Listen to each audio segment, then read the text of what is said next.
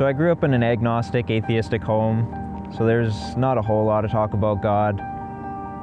As I grew up, as I got more interested in the questions of life and what might be out there, I started getting into a lot more New Age spirituality, things like crystals, Reiki, and smudging. And that was all tied in with my interest in the underground hip-hop scene, where I discovered this subgenre called conscious rap. And I'd never heard of this stuff before. So, I was seeking wisdom where I could find it. So when I found these artists who were going more into spiritual and philosophical topics, it hooked me instantly. I felt like I was becoming enlightened by this stuff. And then there came a day that started off normal for the most part, but in the afternoon while listening to one of my favorite artists, I just felt this gross presence fill the room. And this state of panic and fear came over me out of nowhere. It sounds crazy, but it just felt like all love and joy and happiness had just been like sucked out of reality. Over the next 2 weeks, I stopped being able to sleep. I started having weird hallucinations. In my panic, I was forced to move back from Calgary, where I started hearing voices in my head telling me to kill myself. When I got home, I was admitted into the psych ward for about a week.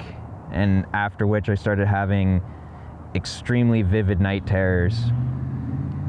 And this all went on for about 9 months, and I eventually came to the conclusion that I'm experiencing some kind of external evil that I never even knew was possible. And if this is true, then the opposite also must be true. If it can get this dark, there must be a joy, there must be a peace, there must be a light of equal measure. About 8 months in, I picked up a Bible, started reading it every day, and for the first little while, nothing really jumped out at me, but after a couple of weeks, I started feeling peace return to my life again. And I called a few churches in Cranbrook to hopefully find somebody who could help me find out what was going on, and talked to a few different pastors who all gave me some really good insight. And I just found that the more I dug into this stuff, the more at peace I felt. And I didn't really realize it then, but looking back now, the Holy Spirit was totally drawing me in. And I started watching multiple sermons a night and online teachings, and I sat down one night with this excitement that I hadn't had before. And as I noticed this excitement, just this overwhelming presence just hit me. And it was like this presence was just like permeating the essence of love, and just tears began rolling down my face. It was like reuniting with a long-lost friend. It's kind of hard to explain. But after that, I became convinced that God is real, that Jesus is real, and I decided I wanted to follow them. I wanted to get baptized.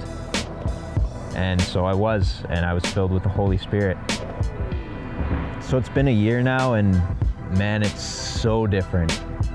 Every aspect of my life has a higher purpose now, especially within my music and my skating. For the music, I've honestly wrote some of the best lyrics I've ever wrote in my entire life, and that credit I have to give to God, because these things write themselves. And it's also awesome within skating, because there's a whole ministry dedicated to reaching skaters called Skate Life that I'm a part of now. And it's awesome to see where God has been leading me and what he's been doing with my life, how he pulled me out of a dark place to use my life for something way greater than what I had planned for myself. And I'm just so grateful to live now, knowing that I have a higher value and purpose than anything I could have produced on my own. It's so awesome.